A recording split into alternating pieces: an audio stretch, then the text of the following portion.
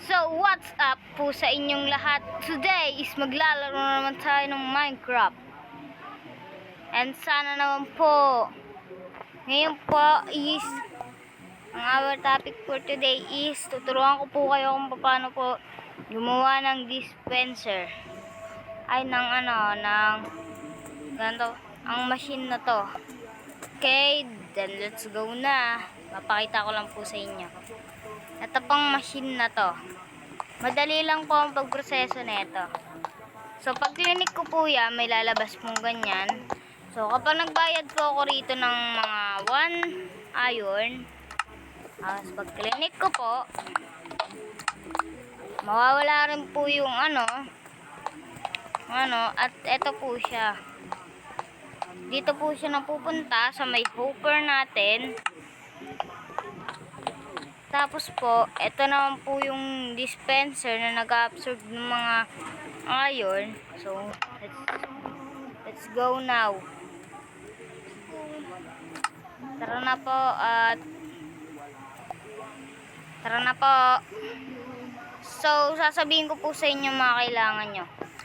So, kailangan nyo po ng ito po, dropper, dispenser, observer, tapos po itong redstone repeater at redstone, at higit sa lahat any kind of button and any kind of blocks. Okay po, then let's go na.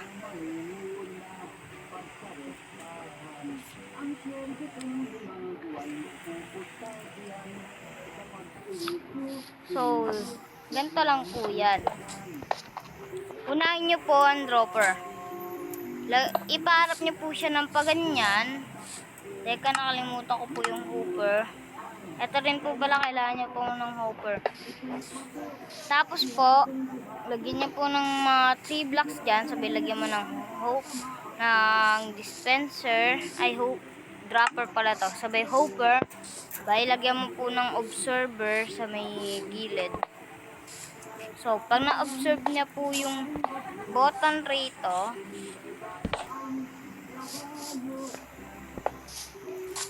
pag nag-observe niya po yung button rito, automatic po mag-o-open yung ating mismong redstone comparator.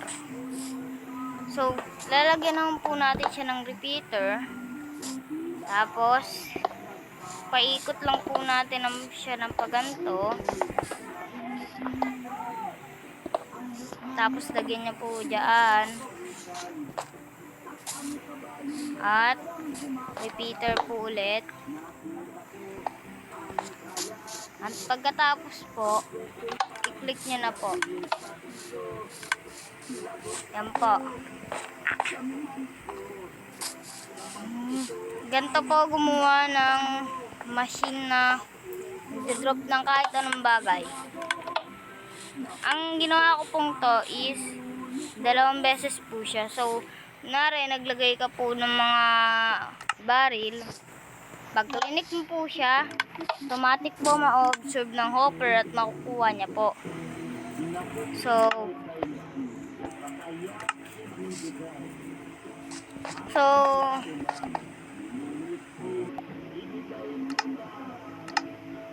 hopefully na naman po nag-enjoy po kayo sa video natin ngayon. At sana po, please, hit nyo po yung notification bell at mag-subscribe na po kayo sa akin. Salamat po at huwag nyo po kakalimutan i-like ang aking Facebook page. Salamat. Bye-bye.